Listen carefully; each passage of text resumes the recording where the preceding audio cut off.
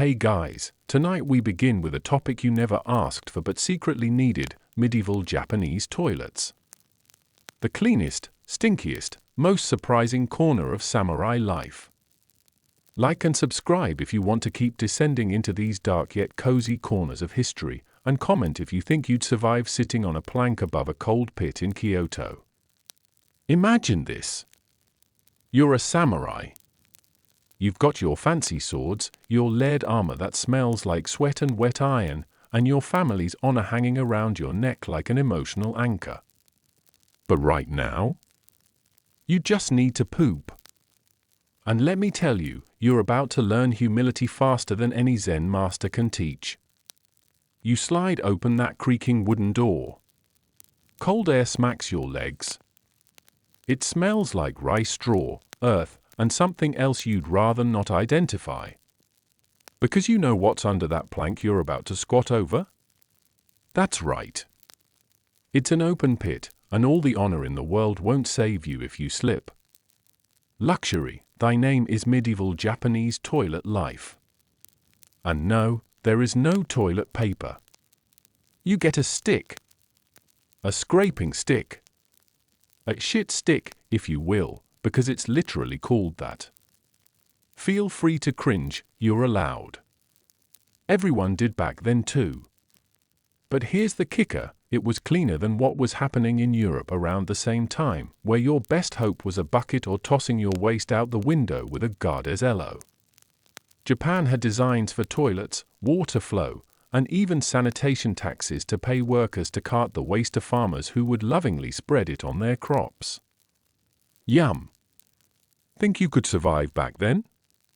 Your nose might disagree. Now, let's step into a Kyoto alley in 1480. You hear the bamboo wind chimes.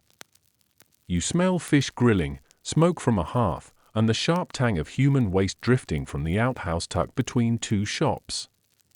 The shop owners pay a local night soil collector to scoop it out before dawn. You can hear the slosh in his buckets as he walks by, humming, because it's just another day. And that's your future fertilizer for tomorrow's rice ball. Hope you enjoy your lunch. But don't be too grossed out. Compared to Europe's plague pits, the Japanese system was weirdly advanced. They separated liquid gold, urine, for different crops. They paid for waste. They even had rules about keeping outhouses away from wells. They knew what cholera was before knowing what cholera was. And while you're balancing on that toilet plank in your hakama, the door rattling in the winter wind, you realize something: you're terrified of dropping your sword. Because if it falls in, what do? You go get it, that's what. A samurai can't lose his sword. Smells like loyalty. Ever tried meditating while constipated? That's your morning now. A Zen monk once said, when hungry, eat. When tired, sleep. He forgot, when nature calls, pray you don't fall in. You're welcome for that addition to your spiritual journey. Now, toilets in castles? Slight upgrade. They had bamboo pipes to direct waste outside the stone walls, sometimes draining into moats. Think about that next time you see a peaceful castle reflection photo on Instagram. That moat might have been the royal flush of the Sengo era. But the peasants? Bamboo huts over pits. You'd squat, breathe through your mouth, and listen to the frogs living in the bottom. Yes, frogs. They loved the warmth. Frogs and bugs and all the smells you're trying to ignore while hoping the plank doesn't break. Congratulations, you're alive. The bad news? So are the fleas. Remember, everything in medieval Japan was layered: social classes, clothing, and smells. If you lived near Kyoto's markets, you smelled dried fish and sweet sake mash in one breath, then caught a breeze from a row of outhouses the next.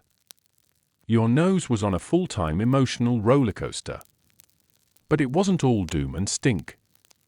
Some Zen temples used ashes to reduce odor in their toilets. Others layered rice straw and used ladles of water for rinsing. And let's be honest, they were way ahead of Europe, where you'd get doused by someone dumping their chamber pot from a window while shouting.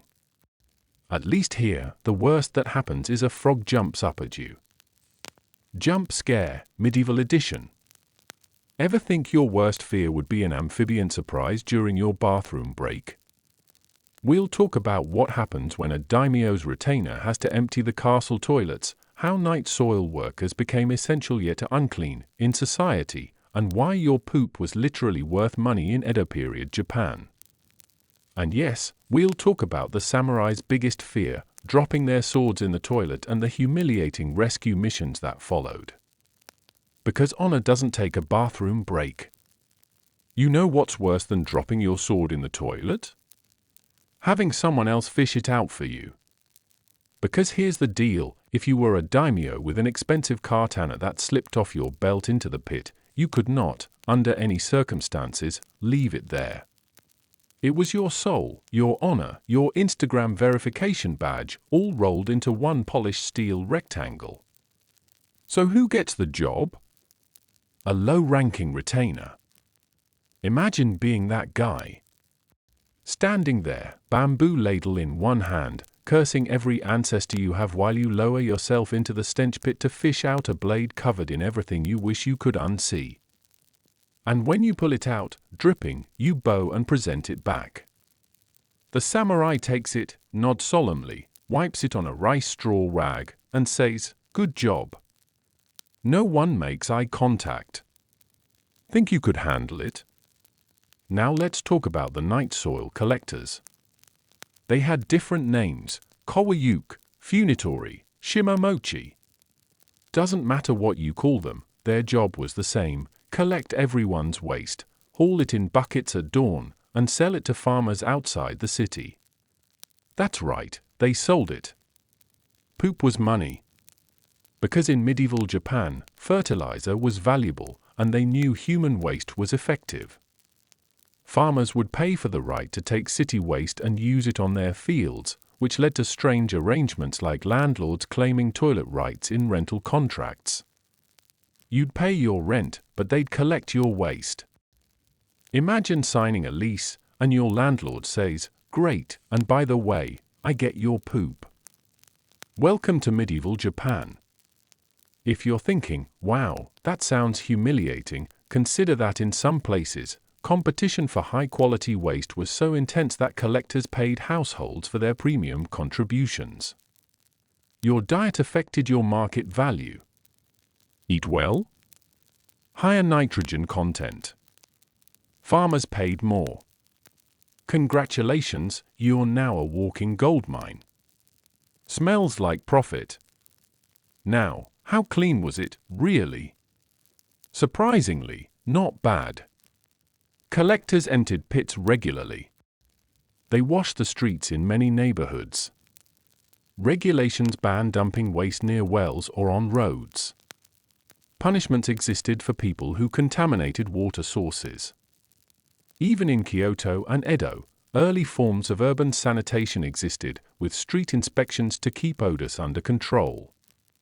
Meanwhile, in Europe, your neighbor was flinging a chamber pot out the window. Your medieval Japanese counterpart? Standing in a bamboo outhouse, using a water ladle to rinse the stick they used to clean themselves. And yes, let's talk about the shit stick, chugi. It was a smooth wooden spatula used instead of paper. You'd scrape, rinse it in a bucket or nearby stream, and hang it back for the next person. Community, baby. Ever used a public restroom and felt uncomfortable touching the handle? Imagine sharing the stick. And yet, this was normal, efficient, and sustainable. The wood was often disinfected with ash or vinegar. Water was used to rinse after, giving a primitive but effective cleaning method. Compared to the wipe with leaves or nothing standard in many medieval cultures, this was advanced. Now, about those toilets in castles. Japanese castles weren't just military fortresses. They were homes, courts, and government centers, which meant a lot of people needed to go. Castles had dedicated toilet towers, small structures built into walls with bamboo pipes leading waste outside, sometimes directly into the moat. If you're picturing a beautiful, misty moat around Himeji Castle, add this to your aesthetic. A splash, a ripple, and a koi fish swimming by, wondering why its life turned out this way. That's your dreamy Japan. Toilets were also a source of political risk. Enemy attackers knew toilets were weak points in castle walls. A pipe leading out could become an entry point for spies or assassins. Guards had to watch the waste pipes. Imagine dying because you were crawling through a poop pipe to sneak into a castle. Smells like bravery. Meanwhile, the peasants outside lived with communal outhouses. In busy areas, you might have neighbors chatting outside while you did your business, their voices drifting in through the cracks of bamboo walls. No privacy, no insulation, and definitely no fan to cover the smell. Winter was harsh. The wind cut through the gaps. The cold wooden plank under you was a reminder that even bodily functions had no comfort. Summer was worse. The humidity turned the smell into a heavy fog, and insects found their way in, buzzing around you while you tried to focus on not falling. But hey, at least you were regular. Monks often included toilet cleaning as part of their training. Cleaning the latrine was an exercise in humility, mindfulness, and discipline. You'd think twice about being cocky when your job was to scrub the plank you used this morning. Zen enlightenment? Found it. Right next to the frogs. And yes, frogs loved these toilets. The pits were warm, damp, and full of insects. Many records mention frogs croaking below, and people getting startled by sudden splashes as the frogs moved. Some monks saw it as a reminder of impermanence. Or maybe it was just a jump scare. You pick. Next, we'll get into bathhouse connections, how public bathhouses were sometimes linked with toilet waste systems, how waste management connected to public health, and why samurai and merchants alike used these shared facilities, maintaining strict etiquette even while trying not to pass out from the smell. We'll also look at Edo period sanitation police, who literally sniffed out violations and fined people for bad toilet practices. Because nothing says big government like a guy sniffing your outhouse. And we will continue to follow your hypothetical samurai morning routine, waking up, practicing with your sword, meditating, then facing the scariest opponent of all. The icy plank and the frogs waiting beneath. Bathhouses and toilets. Two places where medieval Japan quietly flexed on the rest of the world. Because while Europeans were scared of baths and believed water would make disease worse, Japanese culture was leaning into cleanliness like it was a spiritual quest. Bathhouses weren't just for washing, they were places for community, relaxation, and yes, handling a little bit of business. Literally. Some bathhouses had small toilet stalls connected in the same compound, making it easy for you to lighten the load before stepping into the steamy wooden tub. Practical? Yes. Pleasant? Debatable. Imagine the smell in summer, drifting on the steam. Smells like community. But you couldn't just be a savage about it. There was etiquette. You didn't barge in shouting, you didn't splash water on others, and you definitely didn't discuss your bowel movements in the bath. Samurai, merchants, peasants all used these public spaces, each following strict unwritten rules.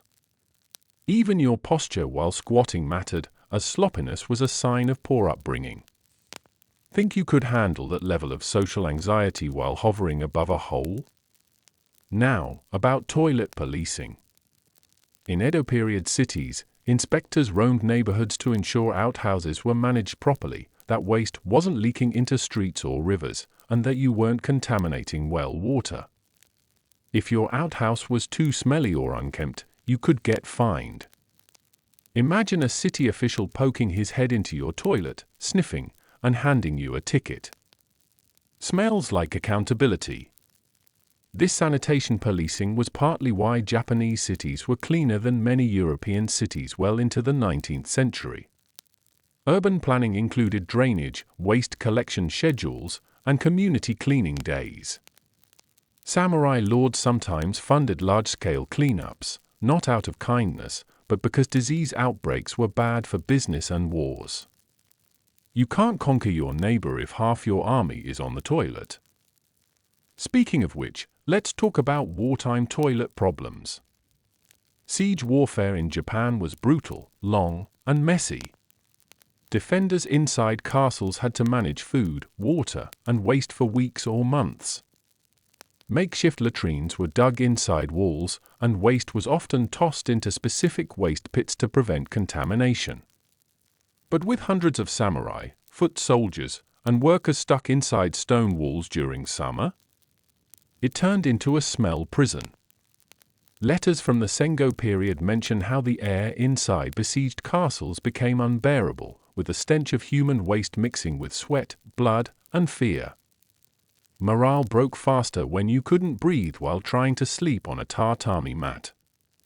And if a latrine overflowed? Game over for the lower floors. Meanwhile, outside the castle walls, soldiers had their own challenges. Camps used trenches as latrines, sometimes covered lightly with straw, and you'd pray it didn't rain. A heavy downpour could flood the camp, and guess what floated? Smells like retreat. In some cases, attackers would sabotage the enemy's latrines by contaminating them or blocking drainage to create chaos. A clogged toilet in the middle of a siege could cause disease and panic. It was psychological warfare. Toilet edition. Now, let's zoom back to daily life.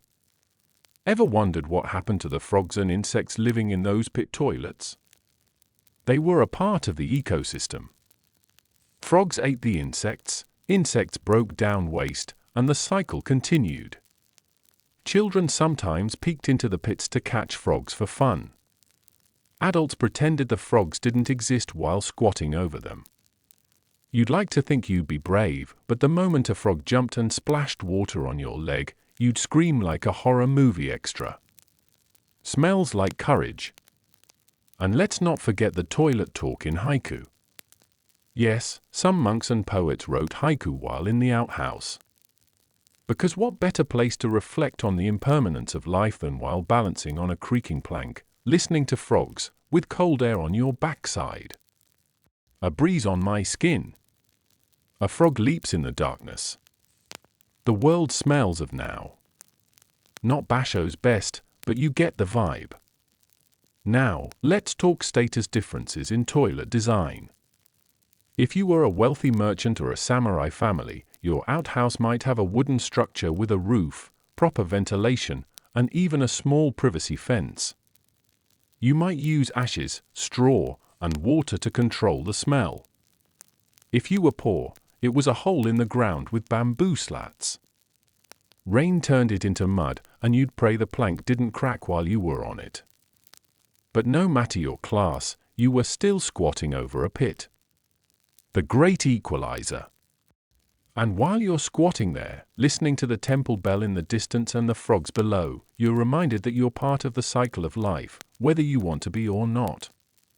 Next, we'll move into the spiritual view of toilets in medieval Japan. Yes, spiritual. Because in Shinto, impurity was a big deal. Waste was considered kega impurity, but the act of cleaning it was purifying. Some shrines even had small latrine gods or protective charms placed in outhouses to ward off evil spirits. Imagine putting up a shrine in your bathroom to keep the demons away while you handle your business. Smells like faith. And we will walk through how toilets appeared in medieval Japanese literature and ghost stories because yes, spirits and yokai were said to appear in toilets, scaring the life out of people who already had enough to deal with down there. Because nothing says character development like a ghost appearing behind you while you're squatting. Let's talk about toilet spirits. Because medieval Japan was not about to let you have peace, even on the toilet. Enter the Kawaii no Kami, the toilet god. A protective spirit placed in outhouses, believed to ward off evil and keep your business safe. People would hang small charms or say quick prayers before squatting, asking the toilet god not to let them fall in or catch diseases. Imagine looking up at a tiny wooden charm above your head while you're trying to poop, whispering, "Please don't let the plank break today." Smells like faith. Now, if you want to get spooked, meet Akaname.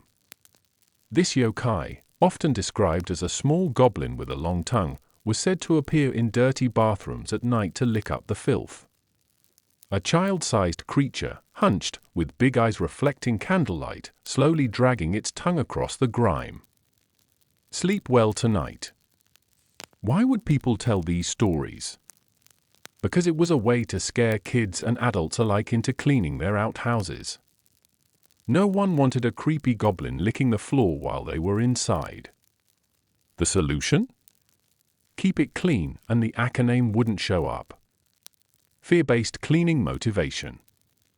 Then there were toilet ghosts, spirits of those who died in or near outhouses, believed to haunt the pits. You'd hear something splash below that wasn't a frog, or see a pale hand reaching up from the darkness if you dared to look down. And you thought public restrooms now were scary. These stories served as reminders of the impurity of waste but also emphasized the spiritual need to respect every corner of life, even the corners you'd rather ignore. Now, let's lighten it up with samurai toilet problems. Imagine you're a proud warrior, your katana by your side, your top not perfect, your armor polished. You walk with that slow, intimidating gait everyone respects. And then you have to poop. Your armor is layered, heavy, tied in complicated knots. Taking it off isn't quick. You can't just unbuckle a belt and go. It takes time, which you don't have when nature calls after a hearty rice and fish breakfast. So you squat in partial armor, trying to keep your sword from falling, your armor from touching the plank, and your dignity from slipping away. It's a balancing act that no one writes poems about. If you were on campaign with your daimyo, you couldn't wander off too far, so soldiers often dug shallow pits near camp, used them, and covered them with dirt or straw after. But if an alarm sounded while you were mid-business, you had to jump up, armor clanking, trying to get your sword ready while hoping you didn't trip. Imagine dying in battle with your pants down because you didn't have time to tie them. Smells like humility. Now, you might think, surely the high-ranking lords had better setups. They did, slightly. Daimyo castles had dedicated toilet towers, but they were still cold, dark, and smelled like everyone else's business. You had slightly more privacy, but the fundamental experience was the same. Squatting over a hole, hoping the frog didn't jump. This shared discomfort created a strange equality. Lords, monks, peasants, samurai, everyone met the same reality in the outhouse. Because no matter how many swords you owned, nature was undefeated. Meanwhile, in the temples, monks treated cleaning the toilet as spiritual practice. One Zen saying went, "Clean the toilet until you can see your reflection." Exaggeration? Maybe. But monks took turns scrubbing planks, pouring ash, and ensuring the latrines were odor-free. Cleaning toilets was about removing ego. Because nothing humbles you like scrubbing stains while the cold air bites at your face. And while you cleaned, you were encouraged to reflect on the nature of impurity and cleansing, of cycles, and of gratitude for having a place to relieve yourself at all. Smells like enlightenment. Next, let's step into Edo period urban life, where toilets were part of the city's economy. In Edo, Tokyo, night soil collectors formed guilds. They had set routes, schedules, and pricing for waste collection. They wore specific clothing, carried lanterns at night, and even had licenses. Their work was critical, keeping the city from drowning in its own waste. Without them, outbreaks of cholera and dysentery would have been worse. They were essential workers centuries before we started calling people that. And farmers loved them. Because night soil was black gold. Rich in nutrients, it turned poor soil fertile. Farmers bid for the right to collect waste from certain districts, and even households could negotiate who got their output based on their diet. You are what you eat. And so are your crops.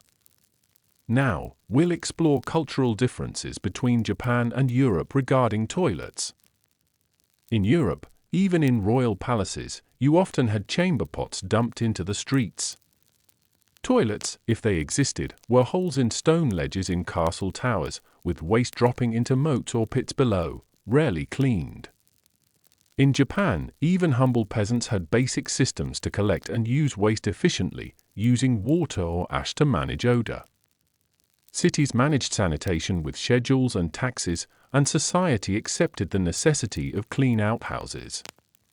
It wasn't perfect, but compared to the streets of London, where human waste mingled with rain and mud, Japan smelled like a cautious breeze of progress. And yes, let's not romanticize it too much. Medieval Japanese toilets still stank, still overflowed, and still attracted flies. But they reflected a culture that saw waste as part of life, not something to ignore until it became a problem. And when you stood up from that cold plank, tied your hakama, and stepped out into the misty Kyoto morning, you were reminded that even the simplest parts of life were connected to your community, your land, and your spirit. Next, we'll dive into toilets on the road, how travelers managed, how roadside inns handled waste, and why even the toughest ronin had to plan bathroom breaks during their wandering. Because no matter how many epic duels you fight, you're still looking for the next outhouse. Let's hit the road toilets of medieval Japan. Because even the toughest ronin, with nothing but a katana, straw sandals, and angst, had to take bathroom breaks while wandering from one town to another looking for jewels, rice, or meaning. Roadside inns, called hatago or shukuba, were scattered along the Tikade and Nakasend highways. These inns offered a warm meal, a straw mat to sleep on, and yes, a toilet. But don't expect luxury. The toilet was usually a small bamboo hut near the stable, the smell of horse dung blending with the humankind into one cohesive scent you could only describe as nature's apology. Smells like travel. You'd squat on the plank, listening to the night sounds, crickets chirping, the soft hush of distant water wheels, a dog barking in the next village, and below you, the slow, ominous croak of a frog you never see but always feel watching. Think you could handle that after walking 25 miles with blistered feet? And it wasn't just ronin. Merchants traveled these roads, too, with their ledgers, bales of silk, and coins jingling in pouches. They would step out of the inn at dawn, breathe the crisp air, and then remember they needed to lighten the load before hitting the road. So it was back to the plank, balancing while the morning mist crept through the gaps in the bamboo walls, reminding you how cold your backside could get before sunrise. And in case you wondered, yes, feminine travelers faced the same conditions. Squatting, balancing, layers of kimono lifted, praying for no accidents. It was a universal discomfort that did not care about gender, status, or your poetry aspirations. Now, let's address emergencies. If you were on a mountain pass with no inn in sight, you'd look for a quiet spot off the road, dig a shallow hole with a travel dagger or a stick, do your business, cover it with soil and leaves, and move on. Sometimes, travelers carried small wooden or bamboo pots for emergencies, especially in winter or during heavy rains when squatting outside could be an ice bath for your soul. Smells like survival. For samurai, even when traveling, they carried their swords into the outhouse. You never left your sword outside unless you wanted to lose your honor and potentially your head. So, imagine squatting, trying to keep your katana propped safely in the corner while a gust of wind rattles the hut. Did I hear footsteps? Is that a thief? Or a rival? Paranoia was real. Inns knew how to manage waste, too. The outhouses were cleaned out regularly, often with night soil collectors arriving at dawn to scoop the pits and haul them away for sale to nearby farmers. Because even your travel poop was valuable in medieval Japan. Economy never sleeps. Now, bathhouses were available in larger post towns. A hot bath after days on the road was the medieval equivalent of checking into a hot springs Airbnb. But before you entered the bath, you'd visit the outhouse to avoid accidents in the tub, which was shared with strangers. Etiquette demanded you clean yourself before entering the bath, which meant a quick rinse with cold water, a soap made from ash and plant oils, and a silent prayer that your legs didn't cramp up from fatigue while you squatted in the toilet stall outside. And yes, sometimes, inns placed toilets near the bathhouse entrance, so the smell was a warm welcome before your soak. Smells like relaxation. Now, let's talk about toilets in temples along the roads. Pilgrims traveled long distances to shrines and temples, and these places provided toilets for visitors, sometimes as simple as a hole in the ground under a small hut, sometimes a wooden plank setup. Monks managed these facilities, cleaning them regularly as part of temple upkeep. In some temples, it was considered meritorious to clean the toilet, part of your spiritual contribution during your visit. So while you were seeking blessings for safe travel, you might end up hauling buckets of ash to sprinkle over the latrine pits as your offering. Thank you, great Bodhisattva. Please accept my service. Smells like devotion. Meanwhile, in big cities like Edo and Kyoto, public toilets existed in busy markets. These were shared facilities, simple wooden stalls above pits, managed by neighborhood associations. Merchants, samurai, peasants, travelers, everyone used them. Imagine walking through Nishiki Market in Kyoto, smelling grilled fish and roasted tea, when the urge hits. You find the nearest outhouse, pay a small fee if required, squat, and try not to think about the 100 people who came before you that day. And yes, your waste would be collected, measured, and sold by the night soil collectors who were the quiet backbone of city life. Now let's step into seasonal toilet issues. Winter, the plank is icy cold, the air bites your skin, and the pit below steams in the morning. You finish as fast as humanly possible. Summer, the humidity makes the smell 10 times worse, flies buzz around, and you swat at mosquitoes while trying to maintain balance. Rainy season, the pits fill with water, overflow, and mud mixes with other things you wish you couldn't identify. Walking to the outhouse becomes a mud run, sandals slipping. Autumn, the best season, honestly. Cool, crisp air, fewer flies, and a slight breeze to carry away the scent if you're lucky. Even your bathroom experience depended on the seasons. Next, we'll step into myth versus reality, how modern people imagine medieval Japanese life as aesthetic simplicity, but the reality included frogs under your toilet plank, scraping yourself clean with a stick, and praying your katana didn't fall into the pit while you took care of business. Because even in a world of cherry blossoms and bamboo forests, everyone still had to poop. Let's break the aesthetic myth. When people think medieval Japan, they see cherry blossoms, bamboo forests, misty mountains, tea ceremonies with matcha whisked in silence, a lone samurai standing under the moon. But let's be real. Behind every tea house was an outhouse. And behind every outhouse was a pit, a frog, a smell you couldn't romanticize, no matter how many haiku you wrote. Even the calmest Zen master squatted over a hole, listening to the breeze rattle the bamboo, while hoping the stick used for cleaning was still there and not borrowed by the last visitor. Because nature calls, and nature doesn't care about your spiritual aura. Smells like reality. You see an elegant woman in layers of kimono gliding down a Kyoto street, her jita clacking softly on stone. But she too had to step into a small bamboo hut, carefully lifting her layers, hoping to avoid splashes while balancing on the cold plank. You imagine a fearsome samurai, armor gleaming, sword at his side, top not perfect. But armor or not, when the fish and rice hit the digestive system, he too was humbly squatting, praying the plank didn't crack. Think you could live that aesthetic? Now let's talk about cleaning tools. We discussed the chuggy, shit stick. But some wealthier households used soft paper scraps, cloth pieces, or even water ladles for a rinse. Water cleaning was considered more thorough, so many Japanese of the time used a small dipper to pour water for final cleaning, especially in temples or wealthier homes. It was a primitive bidet, minus the plumbing. Peasants in villages used ash, straw, or leaves if water was scarce. You can imagine the sensory experience: rough, cold, uncomfortable, but it worked. Smells like innovation.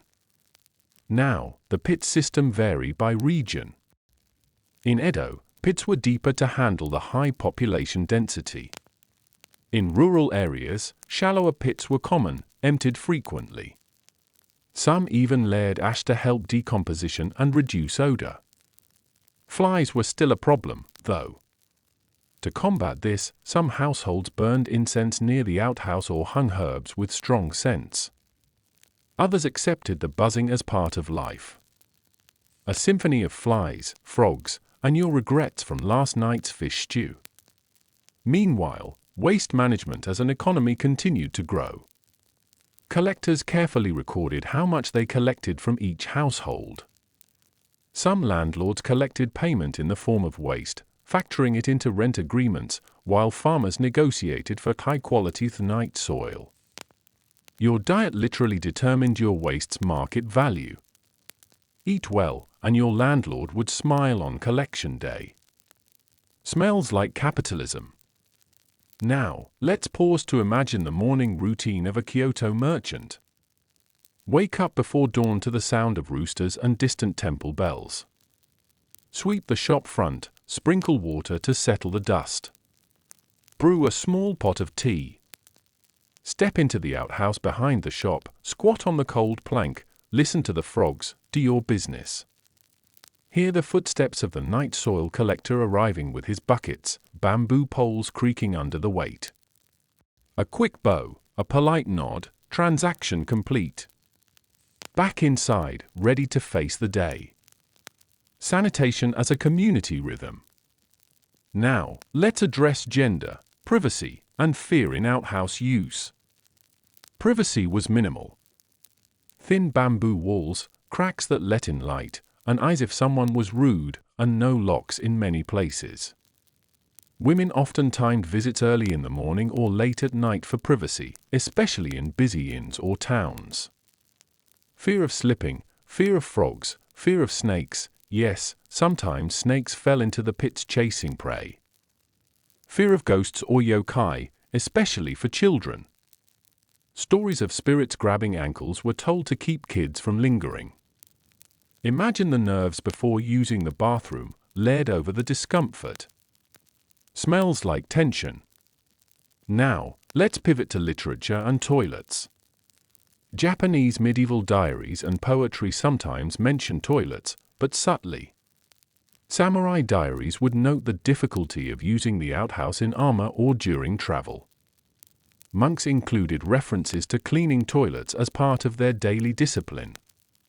A few comedic plays and rakugo, comic storytelling, pieces joked about outhouse accidents, like dropping valuables into the pit and having to choose between retrieval and loss. Because if your family heirloom comb fell in, would you fish it out? How about your money pouch? How about your sword? A samurai dropping his sword in the toilet was a nightmare scenario. There were stories of warriors disassembling parts of the plank or digging around the pit to retrieve a sword, all while maintaining a stoic face. Smells like regret. Finally, let's touch on spiritual aspects again. In Shinto, impurity was managed with rituals and offerings. Some families placed small protective charms near the outhouse to ward off disease and misfortune. Monks cleaning latrines considered it part of zazen practice, removing impurity inside and outside, learning humility, embracing impermanence. Because what better reminder of impermanence than the cold reality of bodily needs? Now, let's walk into Castle Siege toilet horror. Because if you thought using a pit toilet in a Kyoto alley was bad, try using one while arrows are flying over your head, supplies are running out, and everyone's on edge because you might die or get cholera, whichever comes first. During sieges, samurai and foot soldiers were stuck inside castles for weeks or months. Food rationing was strict. Water was precious, and waste management was critical. Imagine hundreds of armored men, servants, cooks, and messengers crammed into tight castle walls. You've got layers of stone, wooden floors, and tatami mats soaking in humidity and fear. And then there's the toilet situation. Castles had yagura, toilet towers, small wooden structures built along the outer walls, with bamboo chutes or stone funnels dropping waste outside the walls or into moats. But guess what? The moat you're picturing with koi fish and lotus blossoms could also be a giant open toilet. Smells like realism.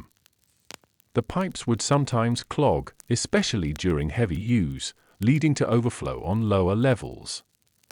You could be sleeping near a wall, hear a glug glug glug, and realize the pipe beside you just failed. Meanwhile, attackers outside the walls knew these toilet chutes were weak points. They sometimes tried to crawl up them for infiltration. Imagine being on toilet duty, hearing a clatter, looking down, and seeing an enemy shinobi halfway up the pipe, rethinking his life choices. Because dying in a toilet pipe was not a heroic end. Smells like infiltration. In extreme sieges, like the siege of Osaka, people dug emergency latrines in hidden corners. Waste was buried quickly to prevent disease. Ashes were sprinkled to manage odor, but when water was short, cleaning was rare, and disease spread fast. One contaminated bucket could take down an entire unit. Commanders knew waste management was warfare. A disciplined unit with clean latrines was less likely to be wiped out by dysentery, while an undisciplined one could lose half its numbers before even seeing battle. Because the toilet was just as deadly as the blade. Now, let's talk about food and toilets. What you ate on campaign determined your urgency. Rice, dried fish, pickled vegetables, and miso soup were staples. But sometimes, water sources were tainted, or the food was spoiled, leading to fast-track bathroom needs. Imagine getting ready for a dawn battle, but your bowels say, "We're going now." And with armor on, you couldn't exactly pause for a comfortable break. So soldiers sometimes carried small cloths to manage sudden emergencies, digging quick holes near the walls while hoping no one was watching. Because honor is important, but so is surviving food poisoning. Smells like tactical planning. Meanwhile, merchants and peasants stuck in besieged castles had it worse. Space was prioritized for the samurai and commanders, so commoners used hastily dug pits in alleys or behind storage sheds. Flies swarmed, the summer heat made the air thick, and children cried while parents tried to keep them clean with scraps of water. The toilet was a constant reminder of your social status. Now, let's step back and look at Japan versus Europe during plagues. Europe, in the medieval period, lacked systematic waste management in cities. Chamber pots were emptied into the streets, rain turned roads into disease rivers, and plague rats thrived in the filth. Japan, while far from sterile, had a night soil collection system. Waste was routinely removed, water sources were protected by rules forbidding latrines near wells, and ash was used to disinfect pits. Cities like Edo, Kyoto, and Osaka were crowded, but the active management of waste slowed the spread of disease compared to European cities where people walked ankle-deep in human and animal waste. Was Japan disease-free? No. Epidemics happened. But sanitation practices reduced severity, and the cultural connection between cleanliness and spiritual health encouraged better habits. Even if you were terrified of frogs under your toilet, you still kept using it, and it still got cleaned. Smells like public health. Now, imagine you, a modern person, dropped into medieval Japan.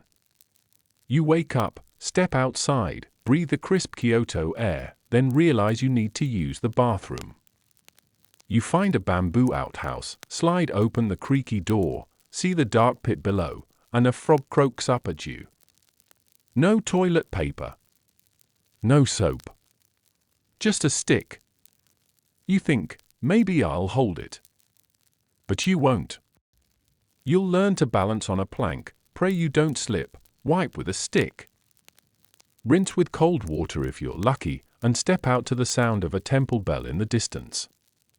Your immune system would go into battle, and your mind would reset its standards. Because this is how everyone lived: samurai, monk, peasant, merchant, woman, child, daimyo. No one escaped the toilet plank. Smells like humility. Now, let's get personal. White heavy check mark: would you survive without toilet paper? White heavy check mark: could you handle the cold mornings and icy plank under your thighs? White heavy check mark: could you face a frog jumping while you're mid-squat? White heavy check mark: would you fish your phone or sword out if it fell in? Be honest. Because life in medieval Japan wasn't just tea ceremonies and moon viewing. It was sitting above a dark pit, hoping the plank didn't snap. Let's step into Shinto purification rituals around toilets. Because in medieval Japan, the toilet wasn't just a place to drop your troubles and run. It was a place where spiritual impurity met everyday survival. Toilets were seen as unclean, but that didn't mean they were ignored spiritually. Some families placed protective charms on the outhouse door, simple strips of paper with prayers written in shaky brush strokes, fluttering in the breeze while you squatted inside. A quiet prayer that the frogs, snakes, or spirits would leave you alone while you did your business. Smells like faith. In some rural villages, rituals were performed before constructing a new toilet pit. A small offering, rice grains, salt, a splash of sake, was placed on the ground to appease local spirits, asking them not to curse the family with illness. Imagine your dad standing at dawn, bowing to a hole in the ground, sprinkling sake while your mom mumbles a prayer so the kids don't get diarrhea. Practical spirituality. Cleaning the toilet was also considered purifying. In temple life, monks rotated toilet duty, scrubbing planks and washing down the pits with buckets of water, even in winter when the water froze on their fingers. This was training in humility, patience, and the reminder that your body's needs didn't care about your ego. A Zen master could spend an hour lecturing on impermanence, but the cold splash of cleaning toilet water would teach you faster. Smells like enlightenment. Now, let's talk about toilet humor in medieval Japan. Because humanity has always laughed at poop jokes.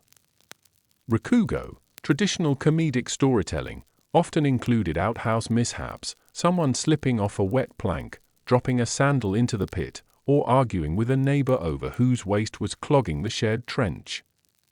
One popular folk tale told of a drunk merchant staggering into the outhouse at night, only to fall in, yelling for help while everyone in the house tried to pull him out without falling in themselves. You think slapstick comedy is modern? Try medieval Japan with a bamboo pole, a rope, and a screaming uncle stuck waist deep in the worst place possible. Smells like comedy. Children told ghost stories about hands reaching out from the pit, grabbing ankles, or spirits appearing in the dark corners of the outhouse, glowing eyes watching from below. Friends dared each other to use the toilet at midnight to prove their bravery. Go poop at midnight if you're so tough. It was the medieval version of a horror challenge. And yes, accidents happened. Slips, falls, lost sandals, and personal items dropping into the pit. Sometimes, people dug around to recover valuables, especially metal items like hairpins or coins. The shame was real, but so was the need to get back your only comb or that lucky charm your grandmother gave you. Imagine climbing into a pit with a basket, gagging, all for a tiny coin. Smells like dedication. Now, let's talk about the fertilizer economy. Because medieval Japan knew how to turn even your worst moments into community wealth. Night soil collectors paid households for their waste, then sold it to farmers. Farmers preferred waste from wealthier districts, where the diet of fish, rice, and vegetables produced higher quality fertilizer. Waste from poorer districts was cheaper but still valuable. A system of contracts and bidding wars existed. Landlords sometimes included poop rights in rental agreements. And disputes arose if collectors tried to take waste from the wrong household. Imagine two collectors arguing in the street. "That's my family's poop." "No, they switched to me last month." Smells like capitalism. Once collected, the waste was transported in large buckets, balanced on bamboo poles across the shoulders of collectors. They walked narrow streets before dawn, the sloshing sound announcing their presence. Farmers mixed the waste with straw, ash, and soil, letting it compost before spreading it in fields. It turned barren soil fertile, increasing rice yields. Even your leftovers were contributing to the cycle of survival. And everyone knew it.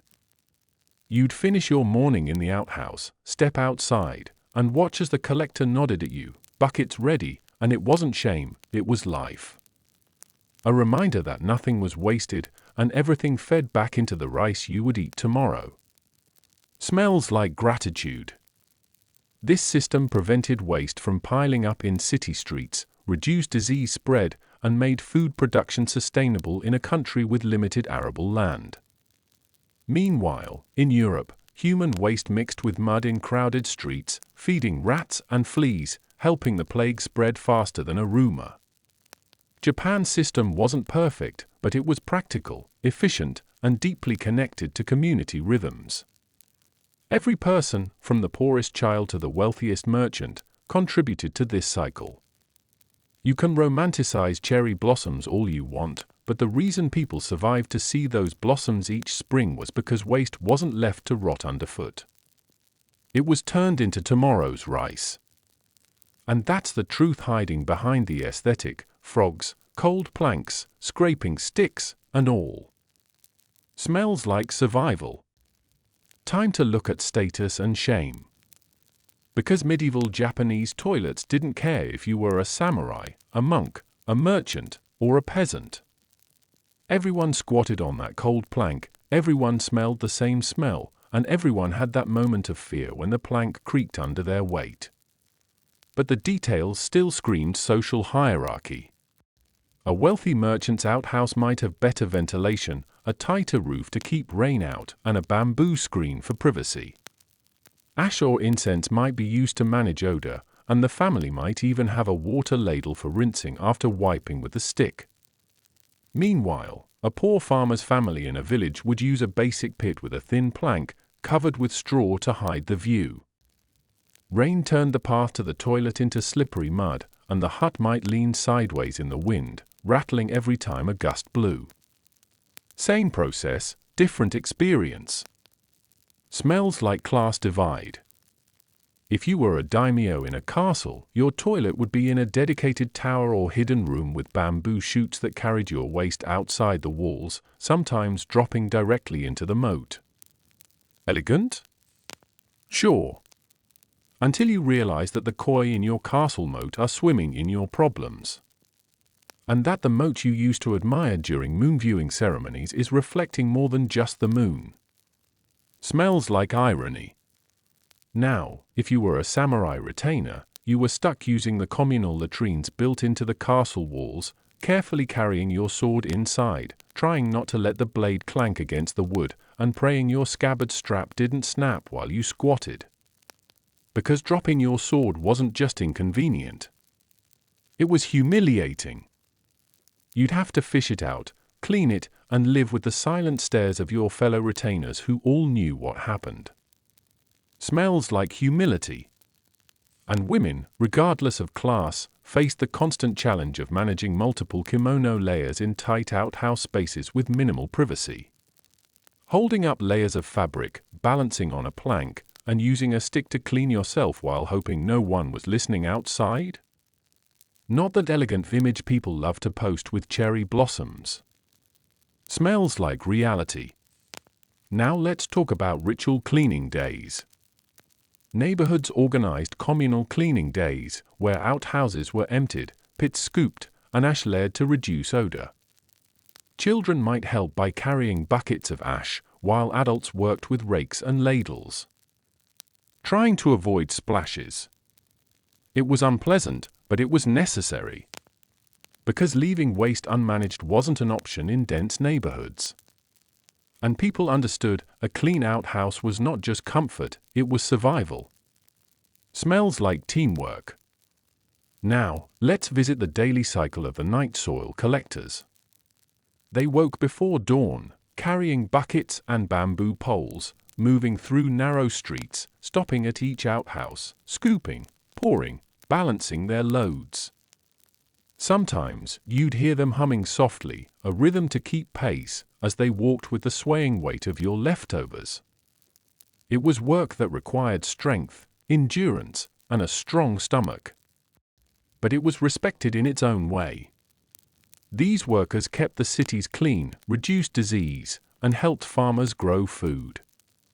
They were invisible heroes, moving through morning mist while lanterns flickered, leaving behind emptied pits for another day's use. Smells like quiet dignity. Meanwhile, farmers waited for the collected waste, mixing it with straw and ash, composting it carefully before spreading it on fields. They knew which neighborhoods produced the best fertilizer and sometimes paid extra for high-nutrient waste. Your diet became part of your rent value. You eat fish and rice? Great nitrogen levels. You're poor and malnourished? Lower value. Smells like economics. And yet, there was no shame. It was a system that made sense. Waste became rice. Rice became life. Life became waste again. A perfect cycle. Now, let's return to the sounds of the outhouse. The creak of bamboo in the wind. The quiet drip from a leak in the roof. The distant clang of a temple bell while you squatted in the dawn chill. A frog's croak below, unseen but always there, like a weird roommate you didn't ask for. The shuffle of your feet on the plank, the cold air on your skin, the sound of your breath as you brace yourself to stand, pulling your layers back into place, tying your sash with numb fingers.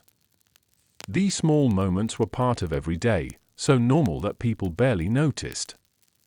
But they connected everyone in medieval Japan. Smells like life. Now let's address health. Even with all these systems, medieval toilets were breeding grounds for disease. Flies carried waste particles to food, pits sometimes overflowed during rain, and mistakes happened. But compared to the streets of London, medieval Japan's approach was controlled chaos. Regulations existed, enforced by local officials who could fine households for contaminating water sources or for having an unsanitary outhouse. Notices were posted in marketplaces, reminding people to manage their waste properly. Because your neighbor's bad toilet habits could kill you. Smells like community policing. Children were taught to respect these systems early, helping with ash sprinkling, cleaning around the outhouse, or carrying water for rinsing. It wasn't glamorous, but it was a skill passed down like cooking or farming. Meanwhile, monks in temples continued to see toilet cleaning as spiritual practice, scrubbing planks while reciting sutras, embracing the humbling nature of the task. They would remind each other. Clean the toilet. Clean the mind. Because the frogs didn't care about your enlightenment level. Continue. Now let's enter the night. Because if you think using a medieval Japanese toilet was uncomfortable during the day, wait until you try it under a moonless sky, with nothing but a flickering lantern, shadows dancing on bamboo walls, and the cold air cutting through your layers. Imagine stepping outside your wooden house at 3 a.m. You're half asleep, barefoot on cold dirt, the mist curling around your ankles. You can hear the river in the distance and the wind moving through bamboo groves. And you need to poop. Smells like midnight urgency.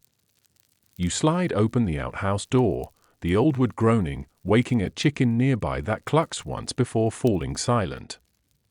You set your lantern down, its glow flickering, barely lighting the edges of the pit. You see movement below. A frog shifts, its eyes reflecting your lantern. Or was that something else?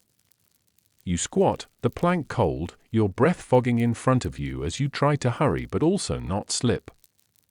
Then you hear a splash below, louder than the frog should be. You freeze. Did you imagine it? Or was that one of the ghost stories your grandmother told you about spirits haunting the toilet at night, grabbing ankles, punishing those who didn't show respect to the toilet gods? You swallow, do your business, and practically jump up, fumbling with your kimono ties, slamming the door shut behind you. Smells like fear. For many, using the outhouse at night was a terrifying necessity. Children were told ghost stories to keep them from wandering outside at night, but that also meant they sometimes held it until dawn in fear, leading to tears, accidents, and scoldings. Parents might light incense before taking a child out, waving it around the outhouse to clear spirits before letting them go in. Some families hung protective charms at the outhouse door, tied to the rafters with twine, fluttering whenever the wind moved. A single piece of paper standing guard between you and the unknown.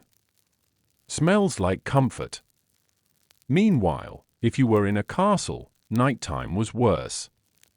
You might hear the wind howling through stone corridors, footsteps of guards echoing, and the occasional clang of a weapon.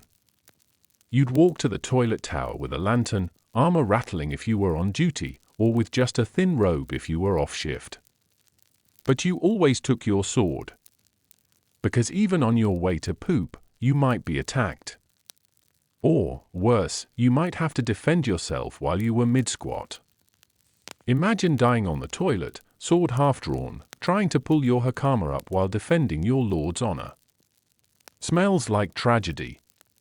Now, let's talk about fears that weren't ghosts. Snakes sometimes fell into toilet pits while chasing rodents or frogs, surviving in the warm darkness.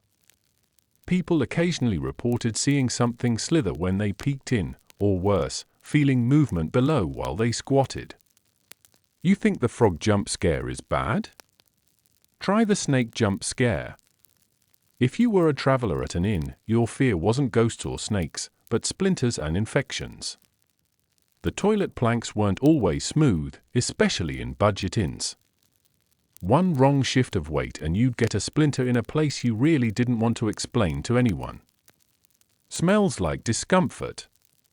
And let's not forget practical fears, dropping valuables. Hairpins, coins, small charms, and even knives slipped into pits.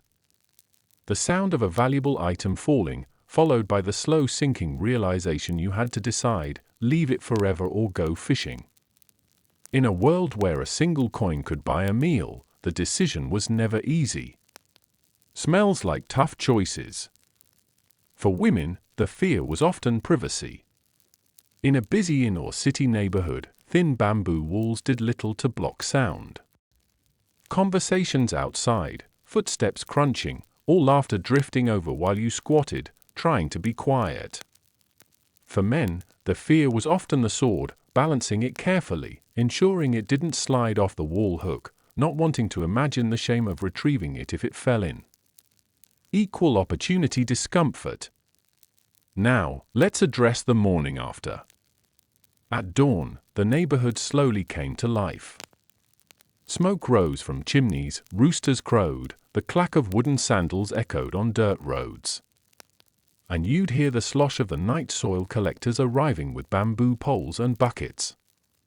They moved quietly, efficiently, scooping out pits, tying lids back down, nodding politely to households, sometimes chatting with the women sweeping their doorways. Your waste was on its way to becoming tomorrow's rice. Smells like renewal. Children sometimes peeked at the collectors, curious but wrinkling their noses at the smell. Parents would shoo them away, reminding them not to be rude, but the collectors didn't mind. They knew their job was essential, even if no one wanted to talk about it. And while you ate your rice later that day, steam rising, the faint scent of miso soup filling the room, you might remember, just for a moment, where the nutrients came from. And you'd be grateful. Or you'd try not to think about it. Smells like connection. Even the monks who grew vegetables in temple gardens understood this cycle. They carefully composted waste, using it to grow daikon, greens, and rice, which they offered to guests and pilgrims. And in doing so, they practiced humility, reminding themselves that nothing was separate from the cycle of life, not even the parts you wished you could flush away. Let's look at the children's world of medieval Japanese toilets. Because you can't understand daily life until you see it through the eyes of a 7-year-old, shivering on a cold morning, holding onto their mother's sleeve, terrified of the frogs, the dark pit, and the stories whispered at night. For children, the outhouse was the scariest place in the world. They'd peek inside, clutching their small water ladle, eyes wide at the darkness below. A frog croaked, and they'd jump back, heart pounding, convinced a yokai was waiting to pull them down. Parents, practical as ever, would scold. "It's just a frog. Hurry up." But to a child, it was a monster in the dark. Smells like childhood fear. Older siblings sometimes used the outhouse to scare younger ones, hiding behind the door to growl, or tossing a pebble into the pit to make a splash at the worst moment. Because sibling pranks transcend centuries. And yet, using the outhouse was part of growing up. Learning to balance on the plank without falling, managing kimono ties, using the chugi stick for cleaning, rinsing with cold water, and stepping out with pride. A tiny rite of passage, repeated every morning. Smells like growing up. Now, let's talk about toilet conversations. Because, yes, sometimes people talked while using the outhouse. In rural villages, outhouses were sometimes shared by multiple families, and privacy was minimal. A neighbor might call out from outside, asking about your family's rice harvest, while you answered, squatting awkwardly, wishing they'd wait. Or in a castle, 2 retainers might discuss the morning patrol schedule while waiting their turn outside the toilet tower, one shifting uncomfortably while the other adjusted his sword belt. Because even samurai had small talk. Smells like awkward community. Women often shared early morning or late evening toilet times for privacy, but sometimes they'd whisper quick greetings to each other, carrying water ladles and ash buckets, hair still tied in sleep knots. Children would hear these conversations and learn who was getting married, who was sick, or which neighbor's husband was lazy. Even the outhouse was a node in the village gossip network. Smells like connection. Meanwhile, in monasteries, silence was preferred, but toilet areas were places of whispered exchanges, requests for help, small confessions, or reminders about temple chores. One monk might mutter, "Sweep the path by the bell tower after you're done." The other would nod, still squatting, the steam of dawn breath swirling in the cold. Because life doesn't pause, even while you're on the toilet. Now, let's touch on regional differences. In snowy regions like Tohoku, winter outhouse visits were a test of endurance. Snowdrifts could block paths to the toilet, forcing people to dig tunnels or use pots indoors until the worst storms passed. When the wind howled, bamboo walls rattled, and your breath turned to frost while you squatted, you learned what real cold meant.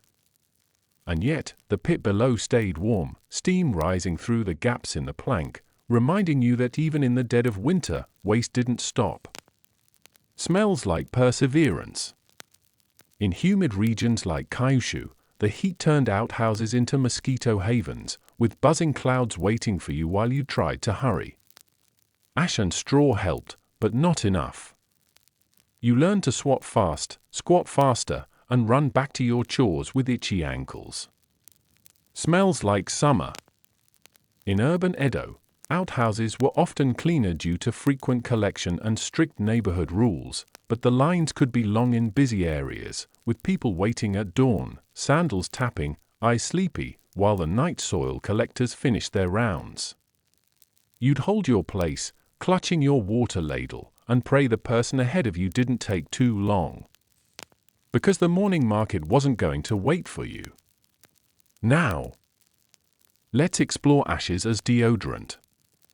Ash was a toilet essential in medieval Japan. After each use, a scoop of ash was sprinkled into the pit, helping reduce odor and aiding decomposition. Families kept a bucket of ash near the toilet door, refilled from the hearth. Children were often tasked with carrying small buckets of ash to the outhouse, careful not to spill it on the way. Ash also discouraged flies, creating a thin layer over fresh waste, trapping smells before they could rise into the warm summer air. Smells like ancient Febreze. And the act of sprinkling ash became a routine, part of closing your visit, a final gesture before sliding the door shut and returning to daily life. Even this simple act was a reminder that life was a cycle of using, cleaning, and reusing. Because in medieval Japan, nothing went to waste. Now, let's revisit spiritual connections. Many households believed that leaving the outhouse unclean was disrespectful to the toilet god, who protected the family from illness. Before New Year, cleaning the toilet was a spiritual duty, ensuring no misfortune would carry into the next year. Imagine families, bundled in winter layers, scrubbing planks, layering ash, replacing charms above the door, and offering a small pinch of salt to purify the space. Children watched, learning that even the least glamorous place in the house deserved respect. Smells like reverence. And for monks, the outhouse was as sacred as the meditation hall. Cleaning it was cleaning the mind, the ultimate practice of humility and awareness. Because it's easy to find peace in a quiet garden. It's harder to find it while scrubbing an outhouse floor. Yet that was the real test. Now let's slide into market day toilet chaos. Because medieval Japan cities pulsed with life on market days, stalls overflowing with vegetables, fish still twitching, steaming rice cakes, and merchants calling out prices while children darted underfoot, chasing each other between baskets of goods. And in the middle of all this life, nature still called. Near the edges of busy markets, small public outhouses stood, bamboo huts above pits, with a short line of people waiting, clutching baskets, wiping sweat, shifting foot to foot while pretending they didn't mind waiting in the heat. Smells like community necessity. You'd hear the sounds of vendors shouting, roosters crowing from cages, the clop of horse hooves, and a frog croaking from the pit below while you tried to hurry without dropping your coin pouch. Because yes, people drop things. Hairpins. Coins. Small charms tied to sashes. And the collective gasp when something fell into the pit? A market day soundtrack. Some just sighed and left it. Others argued with the attendant about digging it out. The outhouse keeper might shrug, muttering that it was probably gone while side-eyeing the pit, deciding if it was worth the trouble. Smells like choices. On particularly hot days, the smell could waft into the alleys, making nearby merchants sprinkle water and burn incense to push the scent away. Flies gathered, buzzing around, chased off by swats of hand fans. And yet, these outhouses were essential. They kept waste from ending up in alleys, reduced disease, and made markets more livable. People understood the balance, a short wait, a bit of discomfort, for the sake of keeping the city clean. Now, let's move to in management of waste. Travelers arriving dusty from the road were shown a corner to remove sandals, led to a small room for tea, and then, quietly, offered directions to the outhouse if needed. The outhouse was usually near the stables, down a narrow, packed dirt path, the air filled with the scent of horses, straw, and the faint ammonia of waste. A small bucket of ash waited outside for use after. Some inns charged a small cleaning fee, added to your bill without question, as part of the upkeep for frequent travelers. Smells like efficiency. Travelers who fell ill from bad food or water sometimes found themselves making frequent trips to the outhouse, and innkeepers kept herbal teas on hand to ease stomachs. But there were limits. A guest who made too much of a mess could be asked to leave. Especially during busy travel seasons, because an overflow could turn a small inn into a disease hub. You learn to be grateful for a clean, sturdy plank and a small water ladle at the door. Because you might not get that luxury at the next roadside hut. Now let's step into waste as monitored wealth. In Edo, Osaka, and Kyoto, night soil collectors carefully tracked which neighborhoods provided waste, when, and how much. Records were kept. Payments were noted. Disputes over collection rights were settled by local officials. This wasn't casual labor. It was a regulated service. And people knew the collector's schedules. If you missed your morning visit to the outhouse, you risked a day of overflow until the next pickup, and your household might face a fine for unsanitary conditions. Children watched the collectors work, the slow scoop and pour, the careful balance of buckets on poles, the quiet nod to the head of the household before moving on. It was normal, essential, respected, and invisible all at once. Smells like social structure. Now, let's touch on the environment. Because medieval Japan's waste system was, in its unplanned simplicity, an early example of a closed-loop system. Your food scraps fed animals or went into compost piles. Your body's waste went into pits, was collected, composted with straw and ash, then spread onto rice fields and vegetable plots. The rice you ate grew in fields fed by your waste, and the cycle continued. Nothing was wasted. Not even waste. And the people living this cycle didn't see it as a green initiative. It was life, survival, and practical economics.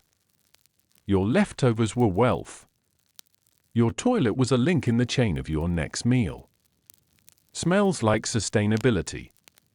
Now let's remember the spiritual overlay that wrapped around even this system. A priest might bless a village's water source.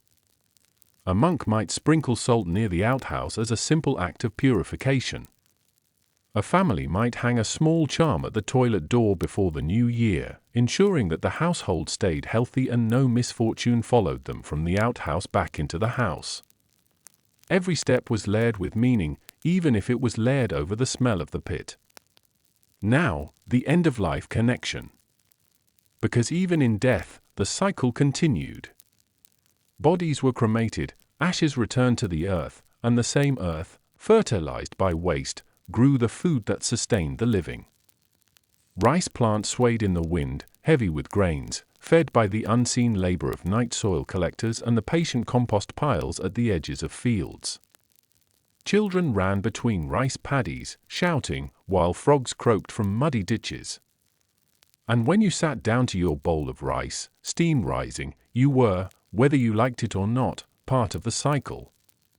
You didn't talk about it, but you knew. Smells like truth. The medieval Japanese toilet was not a place of luxury or comfort, but it was a place of connection. Between you and your body. Between your body and your community. Between your community and the earth. Between the earth and your next meal. And even between your fear and your gratitude. Because as much as you wanted to escape it, you always came back. Now let's step into the seasons of medieval Japanese toilets. Because your toilet experience changed with the rain, the cold, the summer heat, and the whisper of typhoon winds rattling bamboo walls while you squatted and prayed. Winter was a sharp lesson in humility. You'd slide open the toilet door, and the wind would slap your face awake. The plank was cold enough to jolt your bones, the breath rising in white puffs while you hurried through your business, hoping your bare skin wouldn't stick to the wood. And below, the pit stayed warm, steam rising from the darkness, reminding you that life continued even in the dead of winter. Smells like frost and fear. In summer, the air inside the toilet was heavy. Humidity made every scent thicker, flies clustered around any crack in the walls, and the buzzing was a constant background hum while you tried not to swat at your legs mid-squat. The frog's croak echoed in the sticky air, a reminder that you were not alone. Sweat dripped down your back while you balanced on the plank, wiping your brow before tying your sash again. Stepping out into the sun felt like freedom. Smells like heat and humidity. During the rainy season, paths to the outhouse turned to mud, slippery and clinging to your sandals. Rain drummed on the bamboo roof, water leaking through cracks, forming puddles inside, and you learned to squat while keeping your feet dry on bricks or stones placed under the plank. Sometimes the pit would overflow, flooding the floor, and you had to brace yourself against the walls to keep from slipping. You finished your business and dashed back to the house, wet, muddy, but relieved. Smells like wet earth. Autumn was the best season for the toilet, honestly. The air was crisp, flies disappeared, and a breeze whisked away odors. The chill was just enough to keep you moving quickly, but not harsh enough to sting your skin. Maple leaves might drift in through the cracks, a small reminder that even here, beauty could find you. Smells like calm. Now let's shift to night soil collectors and dignity. Because these collectors were often from lower social classes, their work considered unclean, yet they were essential to the health and survival of cities. They woke before dawn, balancing heavy buckets across their shoulders, moving through streets while the world was still dark, lanterns swaying with each step. Their footsteps were soft, their work methodical, scooping, pouring, tying lids, moving to the next house. Sometimes children watched, pinching their noses, giggling, but parents would hush them, reminding them, "We need them." And collectors knew. They weren't seeking praise, but they understood their place in the cycle. They were the quiet spine of the city. Smells like dignity. Now let's walk through the sensory reality of cleaning day. Cleaning the toilet was a family task. You'd gather ash buckets, ladles, scrub brushes made of straw, and warm water from the hearth. The outhouse door would be propped open, letting air flow while you worked. One person sprinkled ash into the pit, another scrubbed the plank, another washed down the walls to remove splatters and stains. Children fetched water, carried ash, learning to manage the discomfort without complaint. It was messy, but it was also necessary, and the satisfaction of a clean toilet was real. You'd step back, wipe your hands on a rag, and breathe in the cleaner air, the scent of ash and earth replacing the staleness. Smells like fresh start. In temples, monks took cleaning as spiritual training. Cleaning the toilet was not a punishment but a practice. You moved mindfully, present in the task, scrubbing carefully, rinsing with measured scoops of water, and layering fresh ash. It was humility embodied. Because the ego can't survive when you're scrubbing stains while cold air cuts through your robe. Smells like enlightenment. Now let's revisit the samurai and toilet practicality. A samurai, no matter how proud, had to plan around his armor. Removing it took time, tying and untying cords, sliding off plates, folding layers aside. On the battlefield or during travel, it wasn't always possible, so squatting in partial armor became a skill. You balanced carefully, sword propped in the corner, eyes darting to the door in case of attack. Because honor mattered, but so did survival, and no one wanted to die with their hakama around their ankles. Smells like tension. Samurai castles had designated toilet towers with bamboo chutes carrying waste out, but pipes could clog, forcing lower-ranked retainers to clear them out. Imagine being ordered to unclog a waste pipe while your superior waits, arms crossed, pretending not to gag while you work. Because someone had to do it, and rank didn't protect you from practicality. Now let's enter the spiritual logic again. In a world where everything was layered with meaning, the outhouse was part of purification. A dirty toilet was not just an inconvenience, it was a spiritual risk, a potential source of misfortune. Families cleaned before New Year, prayed before repairs, and respected the small space because it was necessary for health and harmony. Every sprinkle of ash, every ladle of rinse water, every morning breath in the cold outhouse was a step in maintaining the balance between the body, the home, and the spirit. Even frogs croaking in the pit were reminders of life continuing in all forms.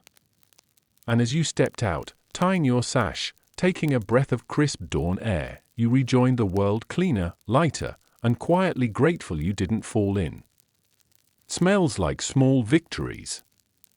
Let's talk about latrine location strategy in medieval Japan.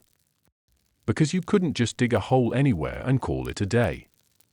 You had to consider the wind direction, the proximity to wells, too close, and you poisoned your own water, the slope of the land, rain could wash waste into your garden, and your neighbors' complaints. And let's be real, your neighbors would complain. Even in a world without Twitter, people found time to complain about the smell drifting through paper walls. Smells like neighborhood drama. Some villages placed outhouses near the back fence, close enough for convenience but far enough to reduce complaints. Wealthier homes in town sometimes built small enclosed passages to the outhouse, so family members didn't have to step outside fully, especially in winter. Luxury, medieval style. Temples placed toilets near gardens, allowing easy collection for composting. Sometimes small fences surrounded the outhouse, layered with straw mats for privacy, and you'd hear the creak of bamboo gates as people stepped in at dawn. Because even monks liked a bit of privacy. Smells like planning. Now, let's move to the first-time traveler's toilet shock. Imagine you're a merchant's son, traveling to Kyoto for the first time, having grown up in a small village with a simple pit latrine. You arrive at a busy post town, check into an inn, eat a bowl of steaming udon, and feel the call of nature. You're led down a narrow hallway, past the kitchen, past the horses, and shown a small door. You step in. It's dark, with the faint scent of horse manure mixing with human waste. You hear water dripping, something rustling in the corner, maybe a rat. A single small window lets in a sliver of light. You look down and see the pit. You freeze, clutching your sash, your confidence from moments ago replaced by the reality that this is not home. Smells like growing up. You learn, quickly, to balance on the plank, to ignore the noises, to keep your eyes on the sliver of light instead of the darkness below, and to leave with your dignity mostly intact. Congratulations, you're now a traveler. Now let's talk feminine challenges. For women, using the toilet meant managing multiple kimono layers, undergarments, and ties, while balancing on a narrow plank, sometimes in shoes to avoid the cold floor or mud. It was an exercise in patience, flexibility, and balance.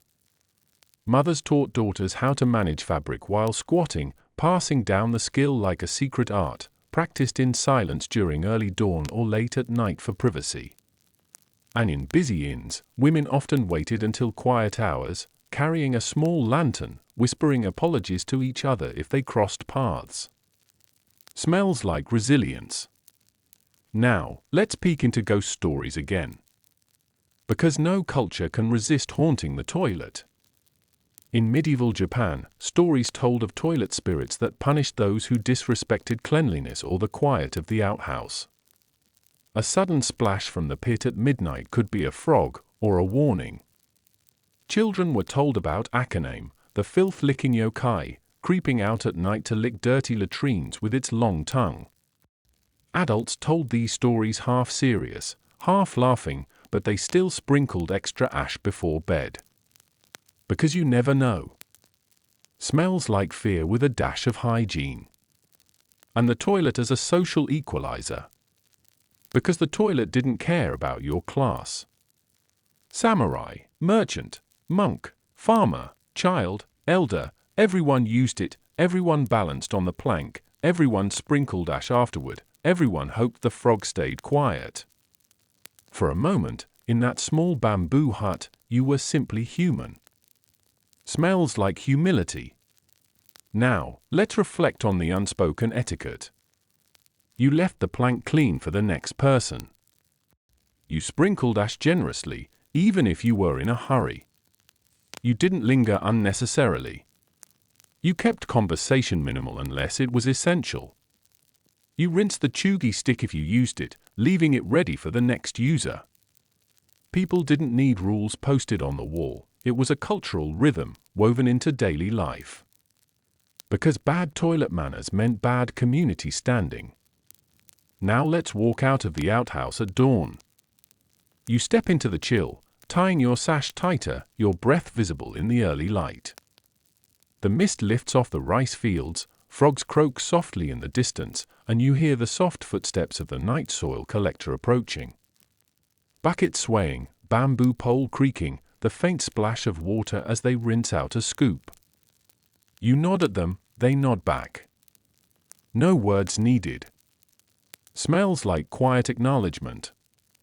And as you walk back to your home, past neighbors sweeping their doorways, past the smell of miso soup drifting from kitchens, past the merchant setting up stalls, you know you are part of something bigger.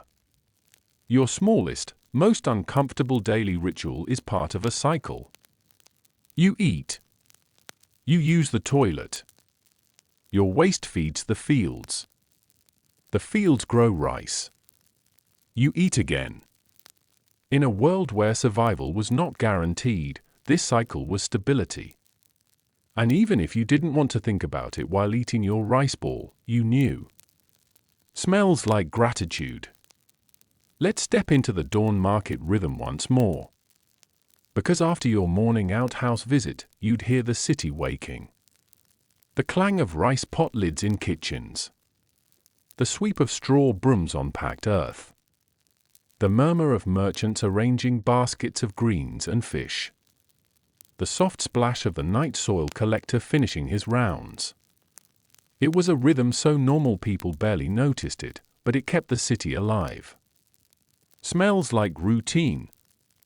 You tie your sash tighter against the morning chill, breathe in the faint scent of wood smoke, miso, damp earth, and that distant, unmistakable tang from the alleys where outhouses stood.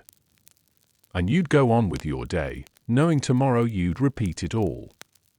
Now let's explore samurai travel realities. Because yes, even the stoic samurai on horseback, moving with their retainers down the T-cade, had to stop for bathroom breaks. Roadside inns had small outhouses, often shared with other travelers, positioned near stables, the air thick with horse sweat, manure, and the tang of human waste. A samurai might step down, hand his reins to a retainer, and walk quietly to the hut, sword still at his side, armor plate shifting with each step. Inside, he would balance carefully on the plank, every creak amplified in the silence, hoping his sword didn't slip or clang against the wood. Because imagine dropping your katana into the pit. That wasn't just inconvenient. It was a threat to your honor, your spirit, your identity. And if it happened? You fetched it, no matter how humiliating. Because you'd rather face that smell than face your lord empty-handed. Smells like duty. Now let's dive into what travelers ate that made toilet stops urgent. Simple rice balls, pickled vegetables, dried fish, and miso soup were the staples. But water was the gamble. A bad well or a tainted stream could send your bowels into chaos. A bowl of noodles at a roadside stand might taste like heaven, but if the cook hadn't washed the bowl well, you'd find yourself running to the outhouse at midnight, clutching your stomach. And the outhouse at night was another challenge. Lantern light flickering. Wind pushing cold drafts through cracks. Frogs croaking below. A rat rustling in straw. Your own breath, sharp in the cold. A moment of vulnerability in the dark. Smells like survival. Now let's step into castle sieges again, but focus on the lower ranks. Because while the daimyo had his own toilet tower, the ashigaru, foot soldiers, used hastily dug trenches behind barricades. Rain turned the trenches into mud pits, forcing soldiers to balance on planks, hoping not to slip. Disease was a constant fear. Dysentery could take out a unit faster than an enemy arrow. Soldiers learned to ration food, not just for supply reasons, but to manage bodily needs. Too much bad water, and you'd find yourself too weak to hold your spear. Commanders knew that toilet discipline was as important as sword drills. Because a sick army is a dead army. Smells like discipline. Now let's peek at temple gardens and toilets. Monks used human waste compost for vegetable gardens, carefully layering waste with straw and ash, turning it regularly, letting it break down over time. Then, radishes, greens, and rice grew from this compost. Visitors to the temple might admire the garden's beauty without realizing the system behind it, the quiet labor of monks collecting, layering, tending, and harvesting. It was an invisible cycle of humility and practicality. Smells like quiet work. Now, let's reflect on ritual purification. In Shinto, impurity, kega, was not sin, but something that required cleansing. Illness, blood, and waste all fell under impurity, and cleansing rituals restored balance. Salt might be sprinkled near the toilet. Ashes layered after use weren't just practical but also a small act of purification. Charms hung by the door protected the family. These small acts reminded people that even the most mundane functions were part of life's spiritual rhythm. Smells like reverence. And for children, the outhouse was a place of learning. Learning to carry the ash bucket carefully. Learning to clean the plank after use. Learning to balance without falling. Learning to overcome fear of the dark. Learning the rhythm of a life connected to the earth. Children might grumble, but parents reminded them. Everyone does this. Even the daimyo. Smells like growing up. Now let's step into the invisible work of women. Women often managed household toilet maintenance, ensuring the outhouse was clean, ash buckets were filled, and water ladles were ready. They woke before dawn to clean, sometimes scrubbing planks in the cold, sometimes holding lanterns at night to guide children or elders safely to the outhouse. They balanced privacy and practicality, layered kimonos and dignity, quiet presence and unspoken strength. In the history books, their names rarely appear, but their daily labor kept families, villages, and cities functioning. Smells like unseen strength.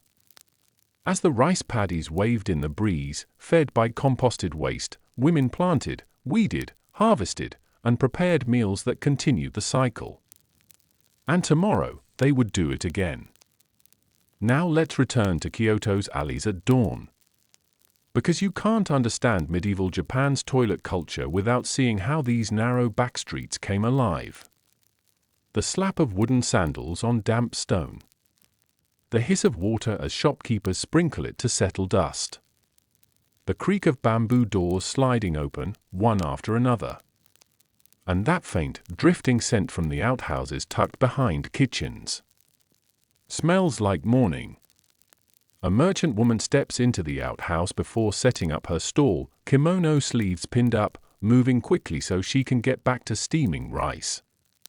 A child follows her later, clutching a small ash scoop, learning how to sprinkle it properly afterward. A night soil collector appears with buckets and bamboo poles, moving like a shadow, scooping, pouring, nodding politely, then moving to the next house. No one talks much. Everyone knows this is part of the city's heartbeat. Now, let's move to the social contract of toilets. Because medieval Japan didn't have written bathroom etiquette signs, but everyone knew the rules. Don't leave a mess. Sprinkle ash when done. Rinse the chugi stick if used. Don't linger. Respect the next user. Breaking these rules wasn't just bad manners, it was a breach of trust. Neighbors noticed. Word spread. Your family's reputation could take a hit over how you use the toilet. Smells like accountability. Now, let's pause for a practical reality check. Even with the best systems, toilets smelled. Flies were everywhere in summer. Cold wind turned your legs numb in winter. Frogs croaked below, and sometimes a snake fell in. The plank could break if you weren't careful. And you still had to clean it, often by hand, with straw brushes and buckets. No romantic aesthetic could erase that reality. Yet, it was a functional system. Waste was collected regularly. Used for composting and fertilizing fields. Reduced disease outbreaks compared to Europe's filth-ridden cities. Supported a thriving rice culture that fed generations. It wasn't glamorous, but it worked. Now let's peek into temple outhouse discipline again. Monks rose before dawn for prayers, then moved to chores, one of which was cleaning the toilets. They layered ash, rinsed the plank, and ensured the chugi was ready for the next user. It wasn't punishment. It was part of training, humility, mindfulness, and embracing impermanence. The monk scrubbing the toilet was the same monk ringing the prayer bell. And no matter how enlightened you thought you were, the frog still croaked under you while you squatted. Smells like perspective. Now let's visit travel toilets on mountain roads. Because a ronin wandering from province to province, living on rice balls and hope, still had to go. On lonely mountain passes, roadside inns offered outhouses near stables, the air thick with the scent of damp hay and manure. A flickering lantern might guide you, but you'd still feel the darkness pressing in, the cold stone under your feet, the chill on your thighs as you hurried. Sometimes there was no outhouse. You found a quiet spot under the trees, dug a small hole with your tanto, did your business, and covered it with earth and leaves before moving on. You carried your waste responsibility even while drifting. Smells like solitude. Now, let's talk fear and the toilet at night. Because the outhouse was never scarier than under a moonless sky, wind-rattling bamboo walls, the glow of a single lantern barely illuminating the pit below. Every splash echoed.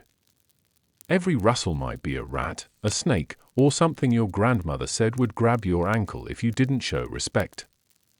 Children sometimes refused to go alone, clutching a parent's hand, squeezing tightly as they stepped onto the plank, eyes wide, breath visible in the cold. Adults felt it too, even if they wouldn't admit it. You did your business fast, stepped out, slid the door shut, and walked back to the house, the lantern casting your long shadow against the mist. Smells like fear and relief. Now, let's talk about the outhouse and community memory. Because every family had stories. Someone slipping and falling in, and never living it down. A prized hairpin dropping into the pit, causing a household crisis. A child seeing eyes glowing in the dark, screaming, and refusing to use the outhouse for weeks. The plank cracking under an uncle after a New Year feast, leading to years of jokes. These stories wove into family lore, retold on cold nights while sitting around the hearth, laughter mixing with groans. They were reminders that no matter how big your dreams, you were still human. Smells like humility with a side of laughter. Now, let's reflect on why it mattered. Because medieval Japanese toilets were not just about bodily needs. They were White heavy check mark a health system, keeping streets clean. White heavy check mark an economic engine, turning waste into rice. White heavy check mark a spiritual practice, reminding people of humility. White heavy check mark a social contract, linking households and communities. White heavy check mark a teacher of discipline for children and adults alike. Every outhouse visit was part of the rhythm of survival, and people accepted it, even if they didn't like it. And it worked. Rice grew, people lived, communities thrived, and the system continued for centuries. And tomorrow, you'd wake up, walk to the outhouse in the morning mist, tie your sash, step onto the plank, and continue the cycle. Because no matter who you were, you had to go. And that was the great equalizer. Now let's sink into the mindset of acceptance medieval Japan had toward toilets. Because while we flinch at the thought of scraping ourselves clean with a stick, balancing above a pit, and hearing frogs splash below, for them, it was normal. Not a pleasant normal, but normal. You got up, tied your sash, stepped outside into the dawn mist, heard the rooster crow, and walked to the outhouse, bamboo creaking under your hand as you slid the door open. It was cold. It smelled. You didn't love it. But you did it. Smells like resilience. Now let's zoom into the layered sounds of the outhouse. Water dripping from a leak in the roof. A frog croaking below, echoing in the pit. The wind rattling the bamboo walls softly. Your breath, quick and visible in winter. The rustle of fabric as you shifted your kimono layers. The soft splash of water as you rinsed the stick. The creak of the plank under your feet. And outside, the faint clang of a temple bell welcoming dawn. A layered orchestra of discomfort and daily necessity. Smells like sensory overload. Now let's go into the rice fields. Because every time you used the outhouse, you were feeding the land. Your waste, collected by early morning workers, was mixed with straw, composted, and spread across rice paddies that rippled under the breeze. You might watch farmers carrying baskets of compost, spreading it by hand, sweat dripping under straw hats, the air rich with the scent of earth and life. Months later, you'd eat that rice, steam rising from your bowl, never mentioning its origin but knowing, somewhere deep down, that you were part of a cycle. Smells like gratitude layered under denial. Now let's focus on women's morning rhythm again. Before the house stirred, mothers would step into the outhouse, quickly, efficiently, before lighting the hearth and waking the children. They'd check the ash bucket, sprinkle more if needed, rinse the ladle, and ensure everything was ready for the day. Because no one thanked them for this. It was simply expected. The invisible labor that kept homes functional, outhouses manageable, and disease away. Smells like quiet strength. Now let's return to temples and the spiritual layer. Monks would take their turn cleaning toilets, layering ash, rinsing planks, washing down walls, reciting sutras under their breath. Some saw it as an annoyance. Others saw it as the truest form of practice. Because if you could stay mindful while scrubbing away stains in the cold dawn air, you could stay mindful anywhere. Even enlightenment needed a clean toilet. Now let's step into the night soil collector's world. Because these people, so often overlooked, were vital. They walked before sunrise, balancing heavy buckets, moving through narrow alleys, quietly lifting lids, scooping, pouring, moving on. Their work was heavy, smelly, unglamorous, but it was work that kept the city alive. They reduced disease. They fed fields. They maintained the cycle. And when they passed by, people nodded, even if they held their breath. Because respect can exist without words. Smells like unspoken gratitude. Now let's visit inns and travelers again. Imagine a ronin arriving at a roadside inn, dust on his shoulders, a quiet nod to the innkeeper, a bowl of noodles before sleep. And later, under the moon, he steps out, sword at his side, to the outhouse near the stables. The smell of horses, the dampness of the earth, the creak of the door, the lantern flickering as moths circle it. He squats, hand on the sword hilt, listening for threats while finishing his business, because even now, danger might come. Because your enemies don't wait for you to pull up your hakama. Smells like tension in the dark. Now let's zoom into children's toilet fears once more. A small child, clutching their mother's hand, stepping carefully into the outhouse, eyes darting to the darkness below, convinced a ghost lives there. A frog croaks, and the child jumps, clinging tighter, tears forming. The mother soothes, sprinkling ash afterward, whispering, "See? It's okay. It's just a frog." And the child learns, one dawn at a time, that fear can be faced, even if it's small, even if it's just in the outhouse. Smells like growing courage. Now let's talk about community and collective responsibility. The outhouse wasn't just your business. Your cleanliness, or lack of it, affected your neighbors. Smell drifted. Disease spread. The condition of your outhouse reflected your family's discipline. And so, before festivals, before New Year, before big events, neighborhoods organized collective cleaning days. Everyone cleaned their outhouse. Everyone laid fresh ash. Everyone replaced the charms on the doors. Everyone prepared for a clean start. Because health wasn't individual, it was communal. Smells like unity. And as you step out of the outhouse, tying your sash, breathing in the cool morning air, you become aware again that you are part of this cycle, this shared reality. That tomorrow, you'll do it again. And the day after that. And for as long as you live. Because life in medieval Japan was many things. Difficult. Disciplined. Spiritual. Practical. And always, inescapably, human. Now let's step into the collective silence of the dawn outhouse line. Because even in medieval Japan, there was the shared moment of waiting, sandals tapping on cold dirt, the air filled with mist and wood smoke, neighbors avoiding eye contact as they waited for their turn. A merchant, a farmer, a samurai retainer passing through town, all standing quietly, pretending they weren't there for the same awkward, necessary reason. You could hear the faint splash inside, a frog croak, the rustle of clothing, and then the sliding door, a quick step aside, the next person moving in without a word. Smells like quiet resignation.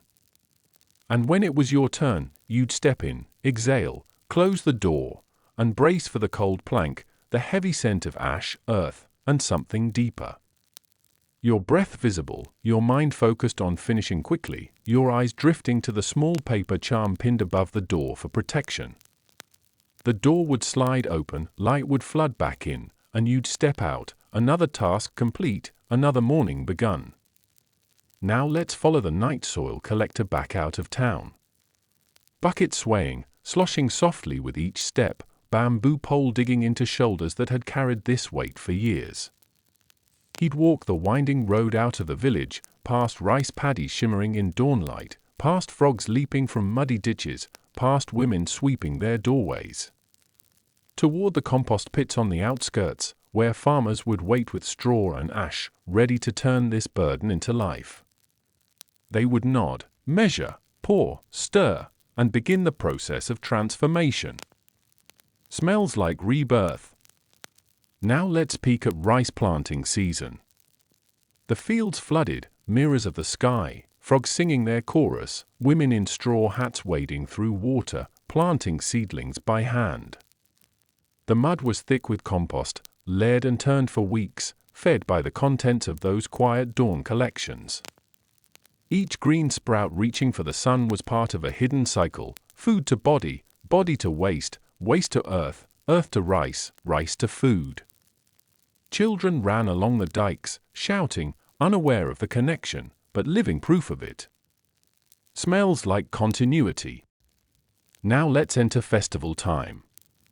Before a festival, the outhouses were cleaned thoroughly, planks scrubbed, walls washed, fresh ash layered, charms replaced with new ones blessed at the local shrine. Because a dirty outhouse during a festival was bad luck, a sign of disrespect to the gods, and a surefire way to anger neighbors. So families worked together, children carrying water buckets, fathers checking the planks for cracks, mothers tying new charms with quiet prayers whispered under their breath. Smells like preparation. And during the festival, with lanterns swinging, drums echoing, and the smell of grilled fish and sweet rice cakes in the air, you might slip away for a quiet moment to the outhouse, sandals crunching on gravel, fireflies drifting in the dark. Inside, the frog still croaked. The cycle continued, even during celebration. Now let's revisit fear, but with humor. Because no matter how stoic people tried to be, everyone had a story. The uncle who slipped and fell in after too much sake. The merchant who dropped a coin pouch and tried to fish it out with a stick, only to lose the stick too. The child who swore they saw a ghost hand reach up from the pit. The samurai who, in full armor, cracked the plank and had to be rescued by laughing retainers. These stories traveled across seasons, becoming family legends retold around hearth fires, lessons in humility wrapped in laughter. Smells like human comedy. Now let's focus on the sensory palette of the outhouse.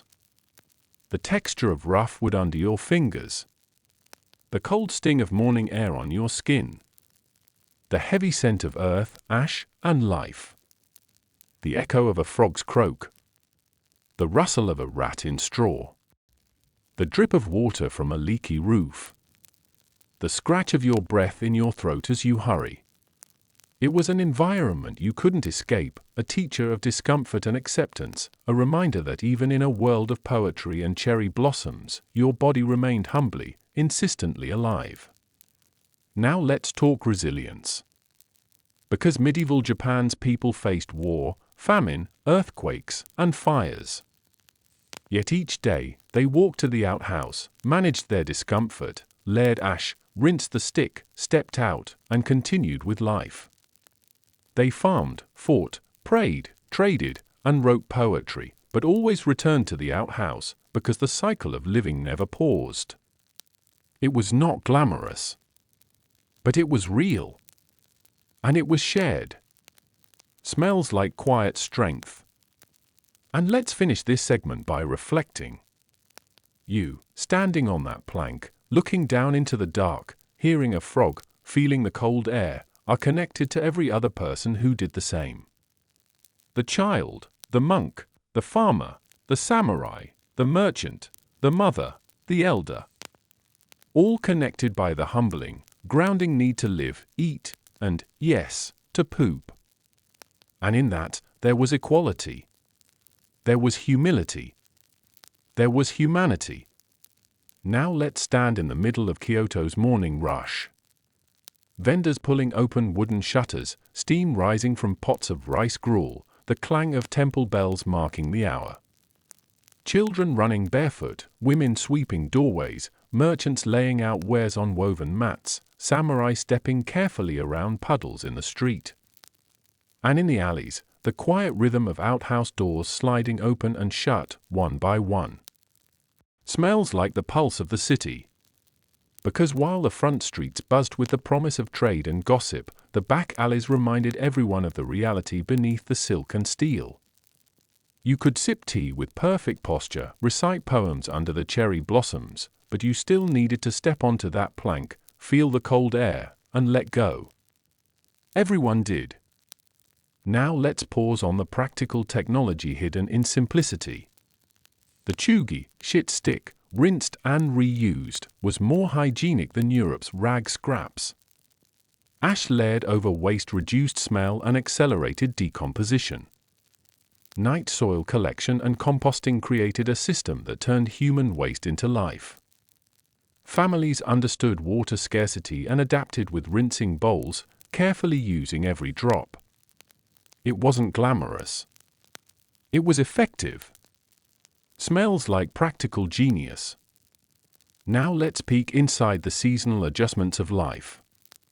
Winter meant frozen paths to the outhouse, the risk of slipping, the sting of wind on bare skin, your breath fogging in front of your face as you hurried. Summer meant flies swarming, mosquitoes biting your legs as you tried to balance, sweat dripping, the smell thicker in the heavy air. Rainy season meant muddy paths, puddles inside the outhouse, leaks in the roof, damp straw sticking to your sandals, frogs croaking even louder in the moist air. Autumn was mercy, crisp air, fewer flies, clear mornings, the scent of earth without the heavy wetness of summer or rain. Using the toilet was never easy, but it was a teacher of acceptance. Smells like seasonal resilience. Now let's talk about the emotional layers. Because for children, the outhouse was a place of fear. For women, it was a place of management, privacy negotiation, and quiet routine. For men, it was a place of vulnerability, the sword propped in the corner, the armor loosened, the moment when even a samurai was simply human. For the elderly, it was a place of slow steps, careful balance, sometimes help from a family member, humility in every breath. And for the night soil collectors, it was work, heavy and constant, but work that fed rice fields, families, and the city. Smells like layered humanity. Now let's zoom into the spiritual undertone. Before New Year, families cleaned the outhouse thoroughly, layering fresh ash, replacing charms, sprinkling salt to ward off misfortune. Monks cleaned latrines as part of zazen, bowing before and after, seeing the practice as essential to dissolving ego. Shinto priests blessed wells and encouraged proper waste management to protect the kami of the land. Children were taught that using the toilet was not shameful, but part of living well. It was all connected: body, earth, spirit. Smells like reverence. Now let's return to the frogs in the pit. Because they were always there. In the dark below, croaking at dawn, hopping at the sound of splashes, unseen but felt, part of the ecosystem that made waste break down faster. Sometimes they startled children. Sometimes they startled adults. But they were part of the cycle.